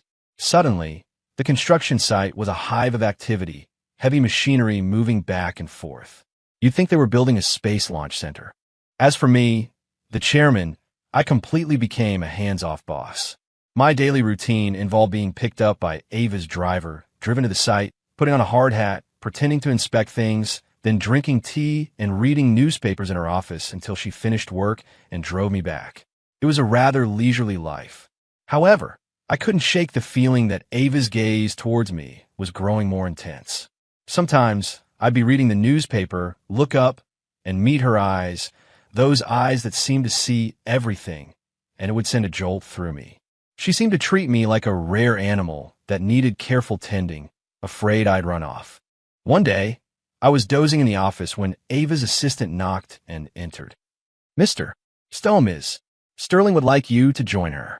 Some important guests have arrived. I yawned and followed the assistant to the reception room. Pushing open the door, I saw Ava chatting animatedly with a blonde, blue-eyed foreigner. Next to the foreigner sat someone I hadn't expected. Jax Thorne. He wasn't in a waiter's or security uniform today, but a sharp suit, his hair meticulously combed. He sat there, silent, but the fierce aura around him was impossible to hide. What was he doing here? Seeing me enter, Jax's eyes instantly chilled, like two knives piercing straight through me. Ava stood up and introduced me. Ethan, this is Mr. Pierre Dubois, a top French architect. He's personally designing our pigsties. Then, she gestured to Jax. And this is Mr. Jax Thorne, my newly hired security consultant. He'll be responsible for all security at our construction site from now on. A million curse words ran through my head. Well, look at that. You just hired the male lead to be the head of security. Are you trying to make my life even more exciting? Ava, what exactly are you planning? What I didn't know was that Ava had her own ulterior motive for doing this. In her eyes, Jax Thorne was skilled and mysterious, likely sent by the opposition to monitor me. Rather than letting him lurk in the shadows, it was better to bring him into the open, right under her nose. This way, she could utilize his abilities to protect the construction site, and me, while also keeping tabs on his movements. Killing two birds with one stone. Poor Dragon King. He was unwittingly being used as a free henchman and bodyguard. And he, himself, agreed to it, wanting to protect Ava from close range and monitor me, his love rival. Thus, the three of us ended up together in a profoundly bizarre arrangement. Me, the nominal chairman, essentially a mascot. Ava, the nominal CEO, the actual power holder. Jax, the nominal security consultant, actually, the jilted male lead. This relationship was a mess. Mr. Dubois was clearly passionate about our royal pigsty, holding up his designs and talking endlessly about his architectural concepts. Postmodern deconstructionism, the perfect blend of light and space. I listened, completely lost, feeling drowsy. Ava, however, listened intently, occasionally exchanging a few sentences with him in fluent French. Only Jax sat there like an ice sculpture, his eyes continuously darting between Ava and me, his hostility undisguised. His gaze made me incredibly uncomfortable. Dude, I'm really not interested in your wife. Finally, Mr. Du Bois finished his presentation, and we saw off the enthusiastic architect, leaving just the three of us in the reception room. The atmosphere instantly dropped to freezing. Ethan, it was Jax who spoke first. What exactly are you playing at? He glared at me. Spending $10 billion to build pigsties? Do you take everyone for fools? I feel like it. What's it to you? I roll my eyes. With Ava here, I wasn't afraid of him making a move. You, Jack stood up, enraged. Mr. Thorne, Ava's cool voice cut in. Please mind your position. Mr. Stone is my boss, and your boss. I don't wish to hear you speak to him in that tone again. Jax's face instantly went pale. He looked at Ava in disbelief. She was actually reprimanding him publicly. For Ethan Stone, the fury in his eyes almost burst forth. But he ultimately restrained himself. He took a deep breath, sat back down, but his eyes became even colder. Ava, you wait. One day, I will make you see who the man truly worthy of your reliance is. And what is so great about this pretty boy Ethan Stone anyway? Watching their simmering love triangle, I felt like the most superfluous third wheel. If there's nothing else, I'll head back, I said, standing up, ready to escape. Wait, Ava called out. She pulled a file folder from a drawer and handed it to me. What's this? I took it. It felt somewhat heavy. Your father's company has run into some trouble recently, Ava said calmly. One of their major overseas clients unilaterally tore up a contract, causing issues with their cash flow. This document contains a plan I drafted for you to acquire Stone Enterprises. I opened the file folder, staring at the incredibly detailed acquisition plan, and my mind went blank. Acquire Stone Enterprises? My dad's company. Why would you do this? I looked at her shocked. Didn't you want to prove yourself? Ava said, as if it were the most obvious thing. Appearing as a savior during your father's most vulnerable moment, taking all his life's work into your hands. There's no more thorough revenge than that. This, you could say, is a small gift from me to you. She said it so casually, as if it were an insignificant matter. But my hands and feet felt cold. This woman was terrifying. Her mind was truly unfathomable. She not only wanted to help me build a business, but also help me get revenge. When did I ever say I wanted revenge on my dad? I just wanted to distance myself from him. Beside us, Jax Thorne's pupils also contracted sharply when he heard the words acquire Stone Enterprises. He finally understood what a massive game Ethan Stone and Ava Sterling were playing. They weren't raising pigs at all. The pig farm was just a cover, a smokescreen to numb everyone, to attract all attention. Their true goal was to secretly maneuver and swallow up the entire Stone Enterprises in one swift move. What ruthless tactics! Jax looked at me, and for the first time, besides hostility, a hint of wariness entered his eyes. He realized he had consistently underestimated this so-called spoiled brat. To devise such an astounding plan and have Ava Sterling willingly pave the way for him. This Ethan Stone was definitely no simple character. I watched the two of them, each lost in their own brilliant overthinking, feeling like I was losing my mind. I clutched the scorching acquisition plan, feeling like it was a ticking time bomb. No, I can't do this. I pushed the document back. That's my dad's company. Precisely because it's your dad's company, it should be taken over by you, Avis said, unmoving. Do you want to watch it fall into someone else's hands, or go bankrupt? Ethan, I know you resent him. But now is the best time to turn that resentment into motivation for your progress. I resent him. I resent him my foot. He was my biological father. Though he had a temper, he was undoubtedly devoted to me, his only son. How could I possibly acquire his company? I looked at Ava's understand you eyes, feeling completely unable to argue. I finally understood. In this woman's world, there was no family affection, only interests and calculations. She saw me as just like her. Ava, listen to me. I took a deep breath, trying to make her understand. No need to say anything more. Ava cut me off. I've left the plan here. Think it over carefully. I believe you'll make the wisest choice. With that, she turned and left the reception room, leaving only Jax and me staring at each other. The atmosphere was excruciatingly awkward. Ultimately, I was the first to yield. I grabbed the document and made a hasty retreat. Watching my flustered retreat, Jax Thorne's eyes grew even more profound. Ethan Stone, what kind of person are you, really? I took the acquisition plan back to my apartment and didn't sleep a wink all night. I couldn't actually acquire my dad's company. Even though he'd kicked me out, it was just words spoken in anger. Blood was thicker than water. I couldn't do something so treacherous. But how was I supposed to explain this to Ava? Tell her I was actually a filial son? She definitely wouldn't believe it. In her eyes, I was a ruthless schemer, an anti-hero who would stop at nothing for revenge. I paced anxiously around the room all night, and finally, I came up with a win-win solution.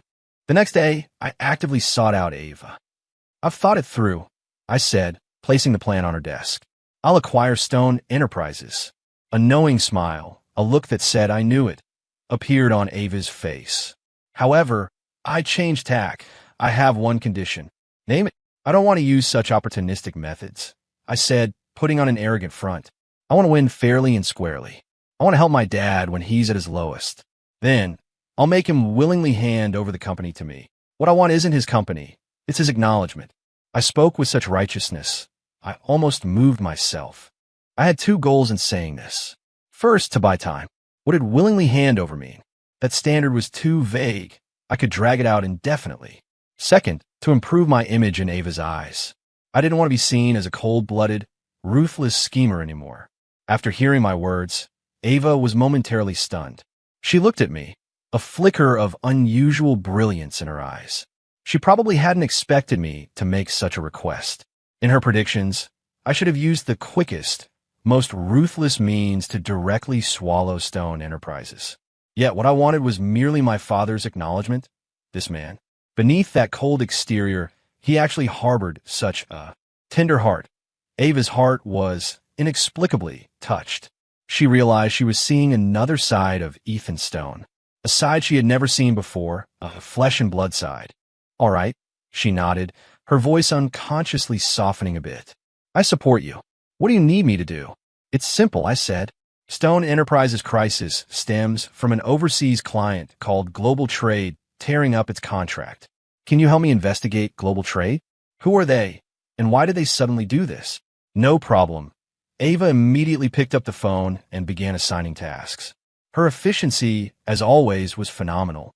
In less than half a day, the results were in. "Found it." Ava handed me a file. "The true controlling entity behind Global Trade is the Hayes Group." Victor Hayes. I was taken aback. The greasy fatty who tried to drug Ava at the gala? Him. A cold glint flashed in Ava's eyes. "He's retaliating. Retaliating for us, making him lose face at the gala." "Not only that," Ava continued, "I also found out that Victor Hayes has recently been secretly contacting some of Stone Enterprises' minor shareholders, seemingly trying to orchestrate a hostile takeover while Stone stock plummets." I understood. This Victor Hayes not only wanted to ruin my dad's company, but also wanted to claim it for himself. What a despicable worm. "What do you want to do?" Ava looked at me. "If you want to play, I'll play to the end." I sneered. While I didn't want to acquire my dad's company, I absolutely wouldn't let it fall into the hands of a scumbag like Victor Hayes. "I need your help with something," I told Ava. "Name it." "Help me arrange a meeting with Victor Hayes." A flicker of worry crossed Ava's eyes. "You're going alone?" "It's too dangerous." "Don't worry, I'm not going to fight him." I smiled. "I'm going to talk business with him."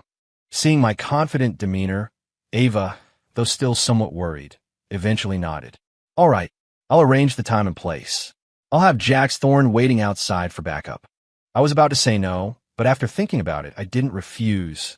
The more, the merrier, and safer. Though I didn't like Jax, I had to admit his combat prowess was pretty reassuring.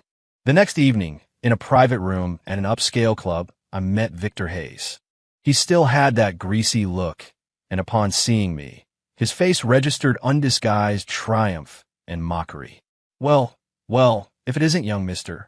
Stone? What brings a busy man like you to dine with a small fry like me?" he said sarcastically. "I hear you're quite busy these days. What with your pig farming venture in the West Side Flats?" "Mr. Hayes, your intelligence is impressive," I smiled, sitting opposite him. "My pig farm is opening in a few days. I hope you'll honor us with your presence and sample my royal pork. Haha. Absolutely, absolutely, Victor laughed, almost falling out of his chair. Though I wonder if young Mr.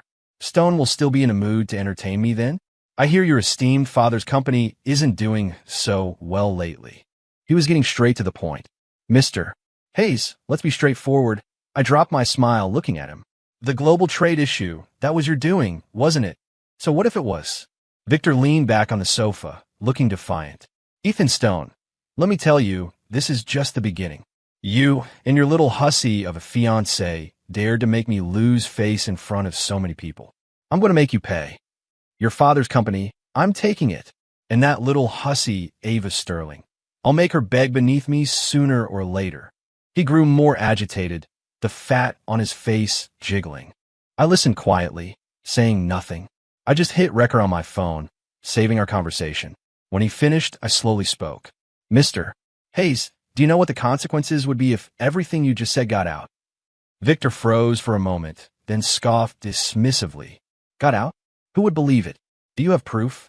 Now I do. I shook my phone, then pressed play. Victor Hayes's lewd and despicable voice clearly echoed in the private room. His face instantly turned ashen. You tricked me. He pointed at me, his finger trembling.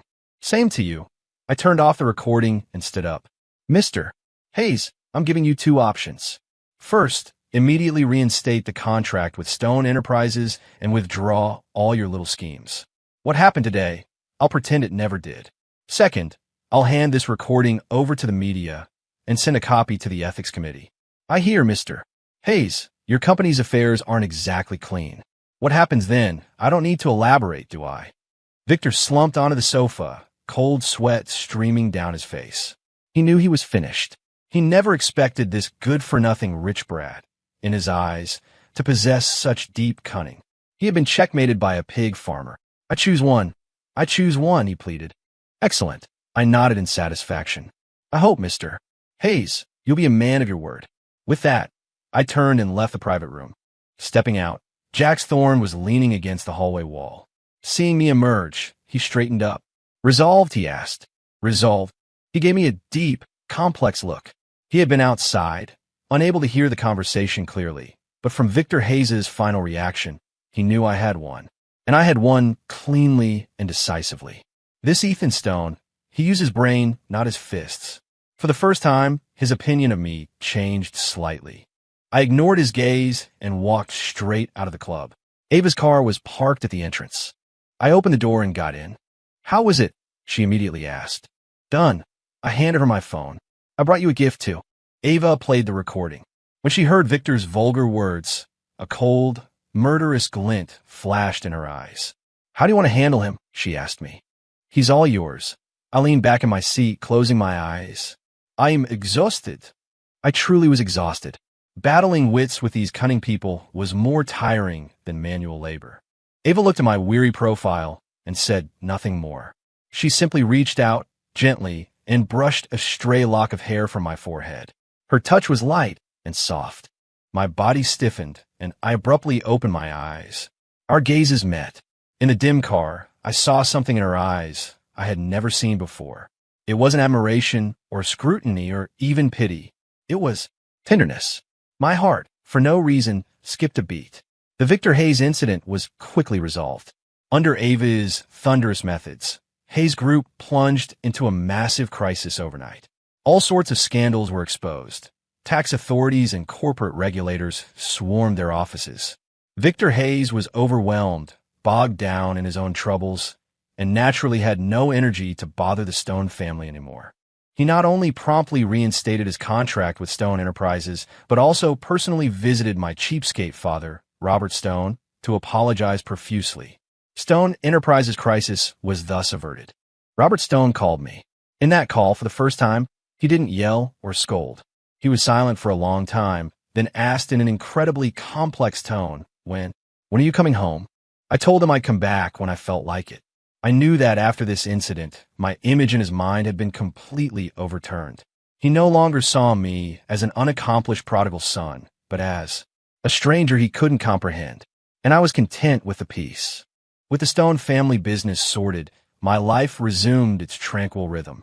Every day, I'd clock in at the Royal Pig Club construction site, drink tea, read newspapers, and generally enjoy a leisurely existence. The only thing I found a bit unsettling was Ava's attitude toward me.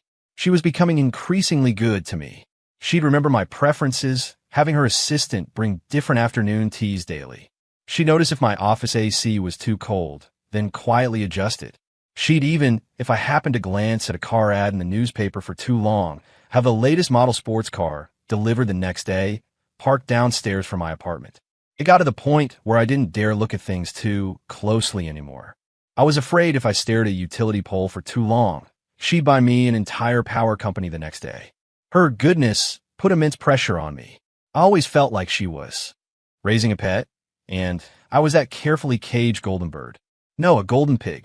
Jax Thorne's hostility towards me also grew daily. He probably thought Ava had been completely bewitched by me, this pretty boy. Every day, he'd glare at me with eyes that screamed, "You treacherous minister corrupting the queen," sending shivers down my spine. Several times, I saw him about to charge at me, only to be stopped by Ava's icy stare. I felt like a meat sandwich caught between two high-voltage wires, liable to be charred at any moment. One day, I was dozing in my office, pondering my next takeout order, when Ava pushed the door open. "Ethan, there's something I need to discuss with you." "What is it?" "Our pig farm is officially opening next week," Ava said. "I plan to hold a grand opening ceremony, inviting celebrities and dignitaries from all walks of life." Oh, I nodded. She had mentioned this before. "At the ceremony, I hope to have a special guest to endorse us." "Who?" "Chloe Davis." When I heard that name, I nearly fell off my chair. Chloe Davis, that was the country's top pop sensation. Millions of fans, a single tweet could trend nationwide. Invite her to endorse a pig farm. Ms. Sterling, aren't you overestimating our Royal Pig Club a bit? You can get her. I stammered. Through normal channels, definitely not. Ava shook her head. Her schedule is booked through next year, and given her status, she wouldn't accept this kind of commercial event. Then why even bring it up? However, Ava changed tack, a glint of cunning in her eyes. "I found out she's run into some trouble recently." "What trouble?" "A film she's starring in had its production halted because the investors' funding dried up. This film is her passion project, her attempt to win international awards, and it's extremely important to her. She's currently looking for new investors." I instantly understood. "You want to invest in her film, then have her endorse us?" "Exactly," Ava nodded. "It's a win-win collaboration." "But we're pig farmers. Isn't investing in a film a bit off-brand for us?" I voiced my doubts. "Who says pig farmers can't invest in films?" Ava countered. "Have you forgotten our brand positioning? Luxury goods, works of art. Film is also a form of art. Our brand and her film are perfectly aligned in tone. This is called cross-industry marketing." Once again, I was awestruck by her business logic. "Fine, you're pretty, so whatever you say goes. Then, how do we contact her?" "I've already arranged a meeting."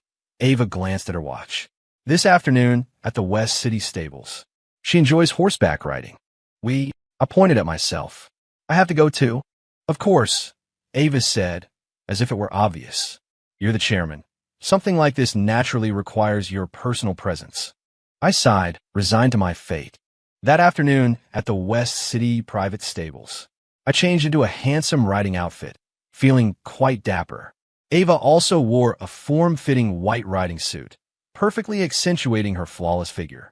I couldn't help but sneak a few glances. Near the stables, Jax Thorne was glaring at me with murderous intent. He was with us today, in his capacity as a bodyguard. I quickly averted my gaze, focusing on my nose. Soon, we met the legendary superstar, Chloe Davis. She truly lived up to her reputation. She was even more beautiful in person than on screen, with a noble aura like a proud white swan. However, a hint of worry seemed to cloud her brow. Ava stepped forward, shook her hand, and introduced herself. When Chloe heard we were representatives of the Royal Pig Club, a subtle, unusual expression flickered in her eyes. She probably thought it was quite surreal that two pig farmers were talking to a superstar about film investment. "Ms. Davis, why don't we chat while we ride?" Ava suggested. "All right," Chloe nodded. The three of us, on horseback, slowly rode across the field. Ava got straight to the point, explaining our intentions. When Chloe heard we were willing to fully fund her film, covering the $300 million funding gap, a clear look of surprise and delight flashed in her eyes. But she was experienced in high-stakes situations and quickly regained her composure. Ms. Sterling, Mr. Stone, I appreciate your sincerity, she said slowly. But forgive my frankness. Why would you invest in my film? As far as I know, the agricultural and film industries don't seem to have much in common. Ms. Davis, you're mistaken. I cleared my throat, deciding to take the initiative. I couldn't always let Ava carry the entire conversation. That would make me, the chairman, seem useless. I had to demonstrate my value at a critical moment. I took Ava's cross-industry marketing theory, embellished it, and rephrased it in my own words. We don't raise pigs. We raise dreams. Our pork isn't just food. It's a work of art. And Ms. Davis, your film is also a work of art. Only when art collides with art can the most dazzling sparks be created. We're not investing in your film. We're investing in your artistic pursuit. We hope our brand, alongside your name, can be etched into cinematic history. I spoke with such passion, I almost moved myself. Chloe Davis listened wide-eyed. She probably had never heard anyone so eloquently combine pig farming and art in such a fresh and refined way. She looked at me, her eyes filled with curiosity. And Ava, beside me, looked at me with pride. She seemed to be saying, "See, this is the man I'm interested in." Her gaze made me a little self-conscious. Just then, an accident occurred. Chloe Davis's horse, startled by something, suddenly neighed, reared its front hooves high, and then bolted, galloping madly toward the distant woods. Chloe cried out, gripping the reins tightly, but she couldn't control the frightened horse. The situation was dire. "Quick, save her!" Ava's expression changed, and she immediately spurred her horse to pursue. I quickly followed suit, but our riding skills were clearly no match for the runaway horse. Just as Chloe was about to be carried into the dangerous woods, a dark figure, like lightning, shot past us. It was Jax Thorne. He had mounted a horse some time earlier, and he was riding the largest, most magnificent black stallion. He crouched low on its back, man and horse as one, moving with astonishing speed. The Dragon King lived up to his name. His horsemanship was so good, it was a shame he wasn't in the Olympics. In a few breaths, he caught up to Chloe's horse. He extended his long arm, wrapped it around Chloe's waist, lifted her from her saddle, and gently placed her on his own horse. Then, he reined in, and the black horse let out a long whinny, rearing up before coming to a complete stop. The entire sequence was fluid, breathtakingly cool. From a distance, I watched dumbfounded. What a Dragon King saves the beauty scene. The script, finally, had returned to its proper track. I practically wanted to applaud Jax. However, when I saw Chloe, pale and shaken in Jax's arms, I suddenly felt that something wasn't quite right. Wait a minute. In the original novel, wasn't Jax supposed to save Ava? How did it become Chloe Davis? Did my appearance trigger a butterfly effect, causing the plot to diverge? I looked at Chloe in Jax's arms, then at Ava, who stood nearby, looking shaken. A bold and absurd thought formed in my mind. Could it be Jax's romantic interest was about to change? Chloe Davis was quite shaken after being rescued by Jax Thorne. We quickly took her to the stable's lounge. Ava went to contact Chloe's agent, while I was left to comfort her. Jax, the hero of the hour, stood by the door like a silent guardian, cool and unmoving. The atmosphere in the lounge was a bit awkward. Chloe sat on the sofa, wrapped in a blanket, her face still pale. "Thank you, Mr. Thorne," she said softly to Jax by the door. Jax merely gave a cool nod, saying nothing. Chloe then looked at me, a hint of gratitude and curiosity in her eyes. "Mr. Stone, thank you very much for everything earlier." "You're welcome.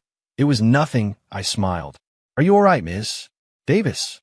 "I'm fine, just a little startled." She shook her head, then looked at me, asking, "Mr. Stone, were those words you said earlier serious?" I knew she was referring to my pigs and dreams theory. "Of course, I was serious," I said, putting on a brave face. "You." She seemed about to say something, but hesitated. "Ms. Davis, please speak your mind." "I just feel." She organized her thoughts. You're very different from what I imagined.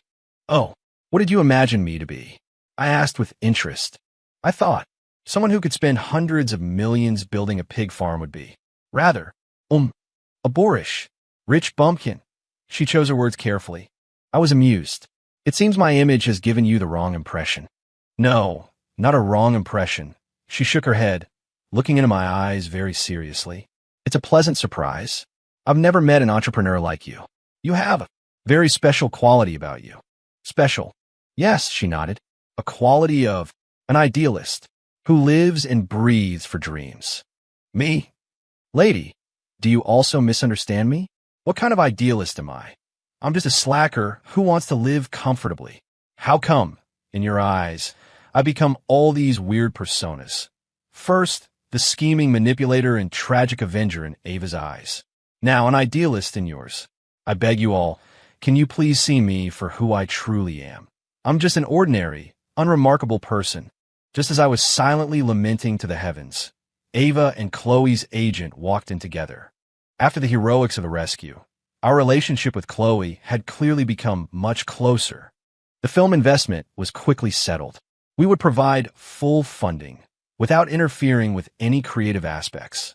The only condition was that Chloe had to attend the opening ceremony of our Royal Pig Club and serve as our brand's chief art advisor. Chloe readily agreed. Not only did she agree, but she also proposed an additional request. I hope Mr. Jax Thorne can serve as my personal bodyguard until my film wraps. She looked at Jax by the door, her eyes sparkling with an unusual light. At her words, everyone present was stunned. My jaw almost dropped. Wow. She was going to snatch away the male lead just like that. This was progressing way too fast. Ava's expression also became somewhat subtle.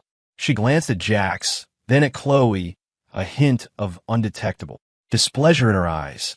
Jax himself frowned deeply. He clearly hadn't expected Chloe to make such a request. Be her bodyguard. He was the mighty Dragon King. He was here to protect Ava. How could he go be a bodyguard for a female celebrity? Apologies, Ms. Davis. He refused without thinking. My duty is to protect Ms. Sterling and Mr. Stone. His implication was clear. My eyes are only on Ava. Chloe's face showed a flicker of disappointment at his refusal, but she didn't give up. Mr. Thorne, I know this request is sudden, she said sincerely, but I truly need your protection. You saw what happened today. I don't know if it was an accident.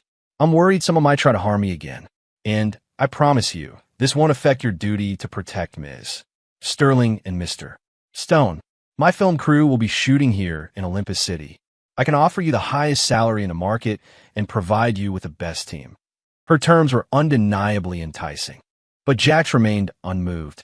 His gaze stayed fixed on Ava, as if waiting for her to say something. If Ava asked him to stay, he would reject Chloe without hesitation. However, Ava remained silent.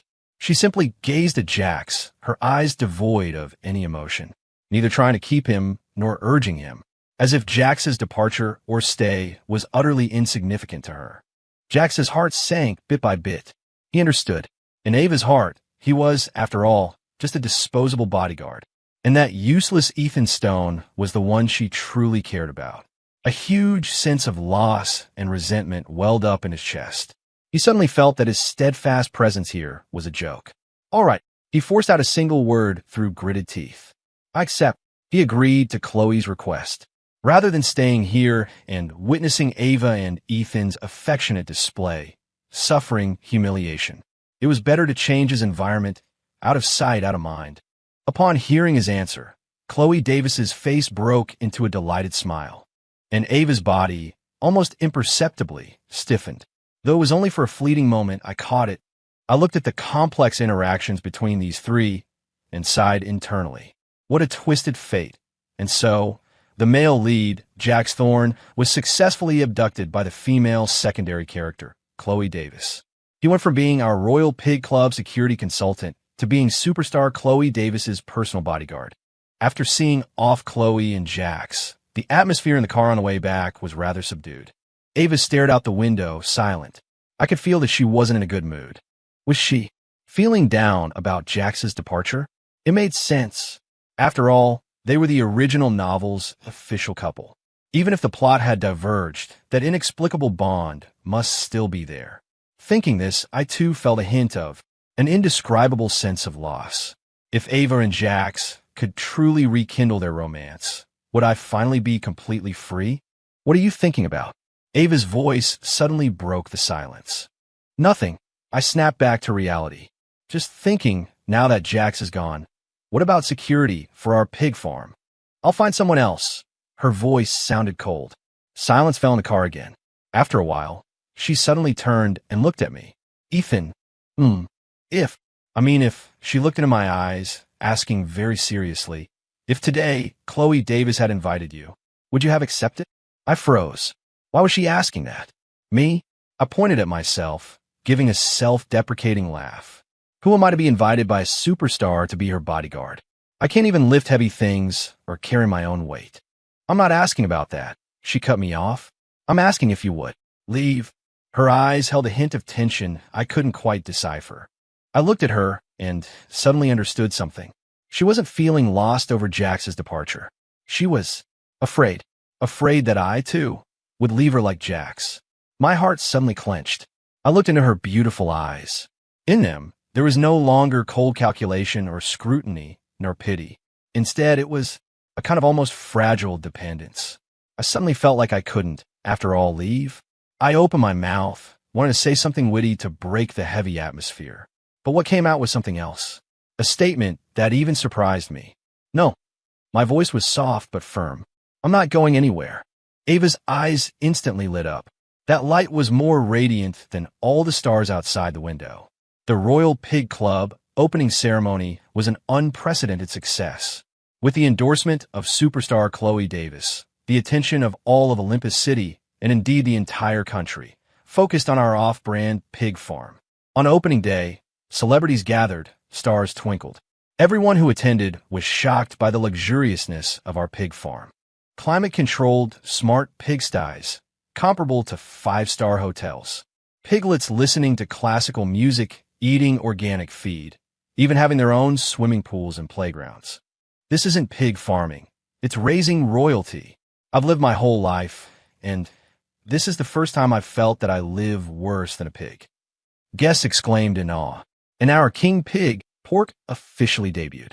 Prepared by top chefs, the taste was simply divine. Melt in your mouth, rich but not greasy. Everyone who tasted it raved about it. The opening ceremony was a massive success. The Royal Pig Club and King Pig pork became a nationwide sensation overnight. Our pork was selling at exorbitant prices, but orders kept pouring in. No one had expected that this crazy plan, mocked by the entire city for months, would actually succeed, and in a way no one could comprehend. I, Ethan Stone, transformed from the city's laughingstock into the business world's most sought-after prodigy. Countless investors and partners flocked to our company, and I remained the hands-off boss. Everything was handled by Ava. My daily life was still drinking tea, reading newspapers, and waiting to go home. But the people and events around me were quietly changing. My cheapskate father, Robert Stone, had completely put his mind at ease about me.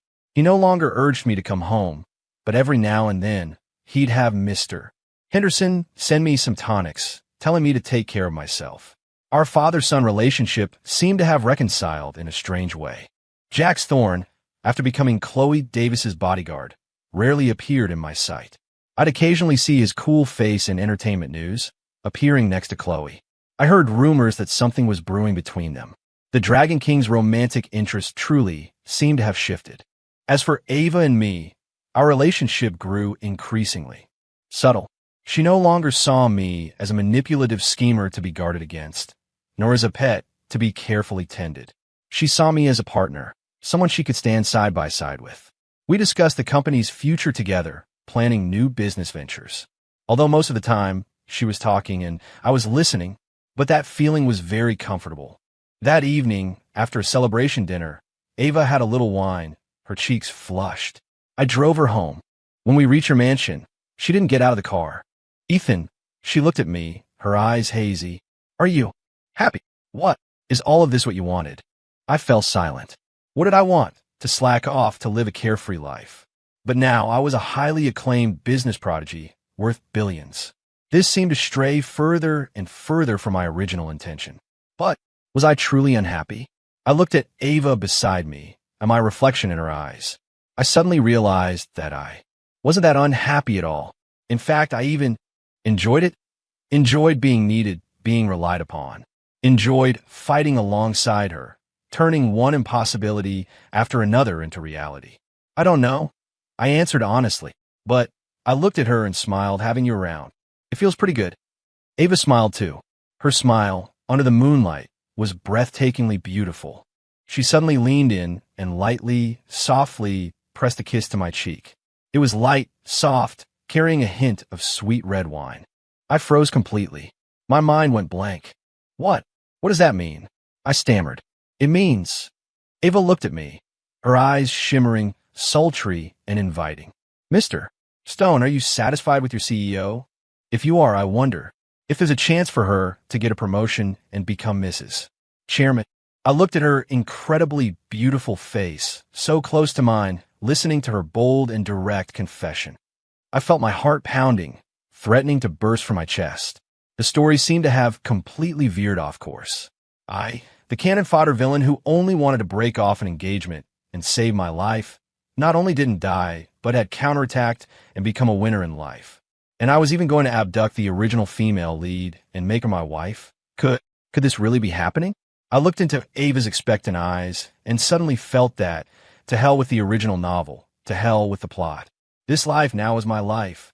I reached out, wrapped my arm around her waist, and pulled her closer. Want a promotion? I echoed her earlier tone, leaning in and whispering in her ear, well, that depends on your performance from now on. At the end of the story, I didn't immediately say yes, because I knew this game had only just begun, and I was no longer just a reader trying to escape.